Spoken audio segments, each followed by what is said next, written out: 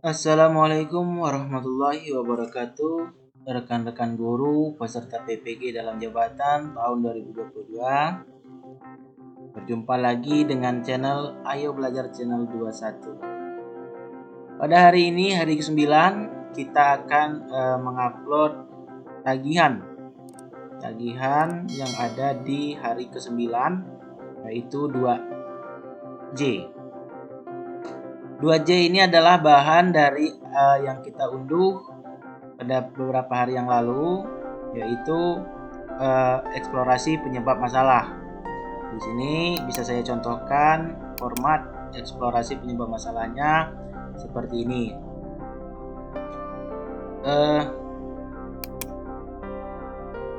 Yaitu turunan dari LK 1.1 yang sudah kita unggah sebelumnya. Nah, ini ya. Jadi bagaimana cara pengisiannya? Jadi di LK 1.2 ini kita mengisi kolom pertama, yaitu kita ambil dari hasil identifikasi masalah pada kolom 2 LK 1.1. Ini bisa kita copy paste saja karena kita sudah membuatnya dalam format Word ya. Bisa kita tuangkan ke sini langsung ke kolom pertama pada LK 1.2. Ini sudah saya lakukan di sini sampai ke bawah. Ini ada 6 komponen. Namun yang akan kita kerjakan pada LK 1.2 ini ada dua hal. Di sini bisa saya kembali saya putihkan dulu biar ini lebih enak kita baca. Termasuk warna merah untuk hurufnya kita kembalikan normal. Bukan huruf ya, kita hitamkan maksudnya ya. Yang pertama untuk kolom kedua pada LK 1.2 yaitu hasil eksplorasi masalah penyebab masalah. Nah, jadi pada kolom pertama ini kemarin di LK 1.1 kita sudah menemukan masalah, sudah kita identifikasi nih. Contoh, siswa kurang fokus dalam mengikuti kegiatan pembelajaran. Ini yang jadi identifikasi masalah. Langkah selanjutnya adalah pada kolom 1.2, kolom 2, LK 1.2, kita akan mengeksplorasi dengan dua cara, yaitu kajian literasi dan kajian literatur dan wawancara. Nah, di sini saya contohkan kedua langkah tersebut sudah saya lakukan. Yang pertama, kajian literatur, yaitu kita berfokus pada apa yang menjadi identifikasi masalah kita tadi, yaitu di sini siswa kurang fokus. Maka kita akan mencari sumber referensinya, baik itu dari googling maupun internet ataupun referensi artikel yang keabsahannya bisa dipertanggungjawabkan. Bisa saja yang menjadi rekomendasi salah satunya adalah mendeley.com. Saya menemukan bahwa prestasi belajar siswa itu secara umum dipengaruhi oleh dua faktor, yaitu eksternal dan internal. Selain itu, saya juga menemukan bahwa di sini terdapat faktor internal yang disebabkan oleh siswa itu sendiri kurang dalam bekerja sama antar siswa untuk kerja kelompok dalam kegiatan pembelajaran. Setelah saya mengumpulkan kedua referensi ini dan saya tuangkan ke dalam LK 1.2 halaman kolom 2, lalu kegiatan selanjutnya saya melakukan wawancara kepada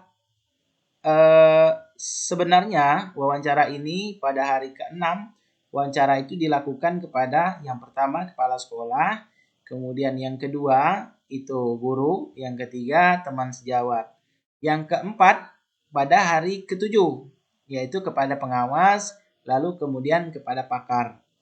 Nah, saya bisa garis bawahi bahwa kepada pakar ini yang bisa kita jadikan sebagai narasumber, yaitu orang di luar guru dan kepala sekolah yang pernah berkecimpung atau paham tentang dunia pendidikan. Bisa saja pengamat pendidikan maupun pengawas yang sudah memasuki masa paripurna. Atau bisa juga orang-orang dinas pendidikan setempat yang bisa kita konfirmasi.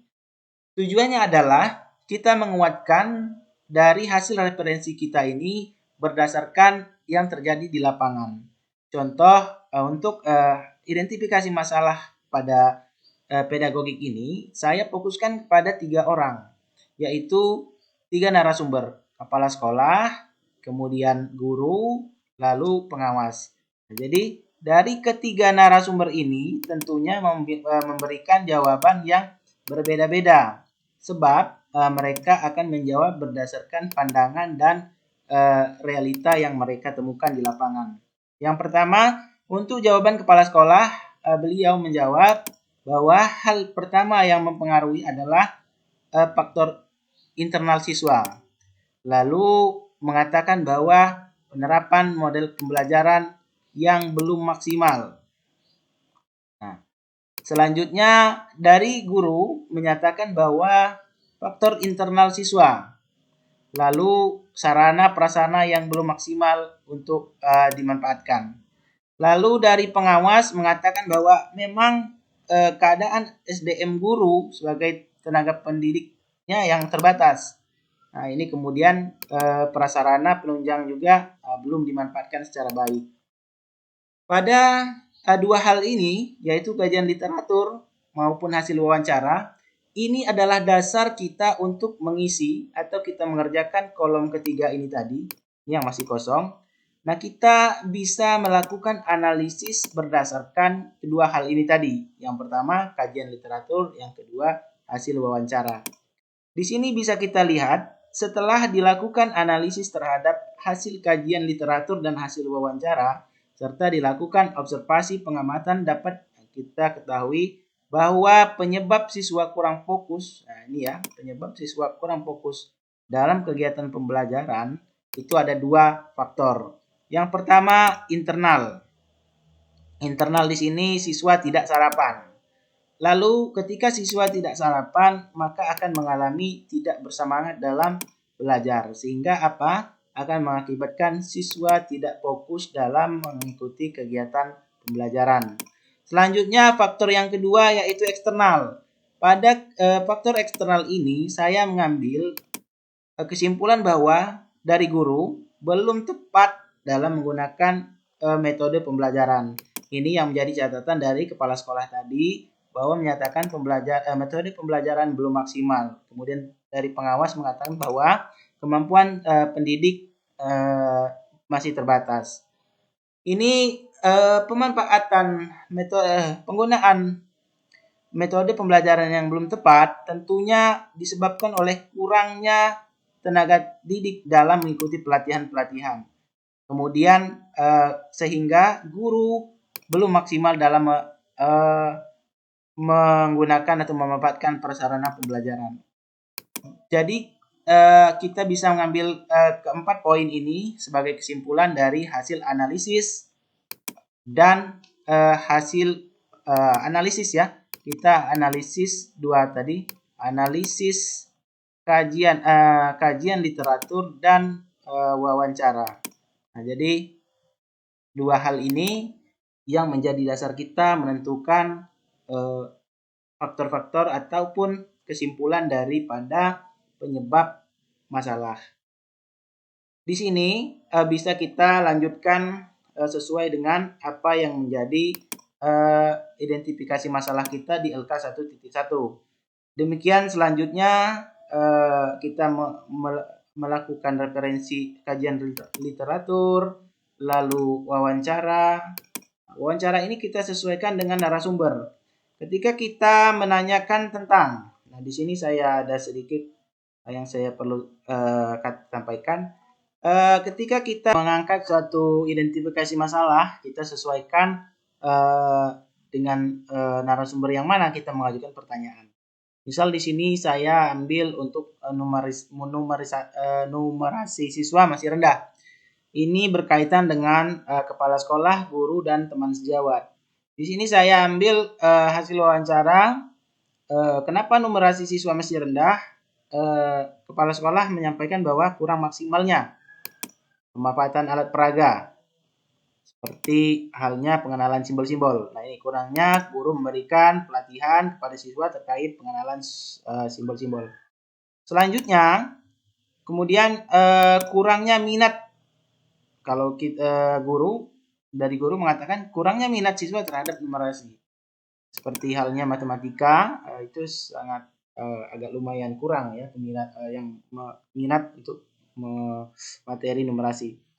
Kemudian guru juga mengatakan siswa belum paham namun malu untuk bertanya. Selanjutnya menurut teman sejawat, nah guru ini belum tepat dalam menggunakan metode pembelajaran. Yang kedua, guru belum maksimal dalam menggunakan alat atau media pembelajaran.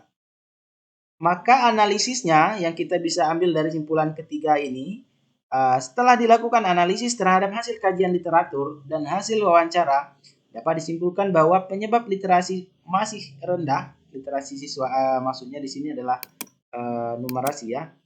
Rupanya saya belum mengganti ini. Numerasi huruf kecil saja, numerasi siswa masih rendah. Nah, ini ada bacaan juga. Yang pertama adalah kurang maksimalnya pemanfaatan alat peraga sebagai media pembelajaran. Yang kedua, guru meskipun sudah menggunakan metode pembelajaran ternyata masih belum tepat. Sehingga yang ketiga yaitu kurangnya minat siswa pada materi numerasi. Dari dua hal ini saja sudah bisa kita lihat arahnya untuk kemudian nanti langkah selanjutnya mau kemana, apa yang akan kita lakukan. Karena ini sangat menentukan sekali apa yang kita angkat sebagai identifikasi masalah, kemudian kajiannya, lalu kita menganalisis, ini akan menentukan langkah apa yang kemudian nanti akan kita ambil ketika kita melakukan tindakan atau kegiatan praktik lapangan. Selanjutnya seperti itu sampai di poin 6. Saya rasa video ini cukup untuk sekedar sedikit menambah wawasan kita dalam pengerjaan LK 1.2. Mudah-mudahan ini dapat membantu rekan-rekan sekalian. Saya akhiri. Assalamualaikum warahmatullahi wabarakatuh.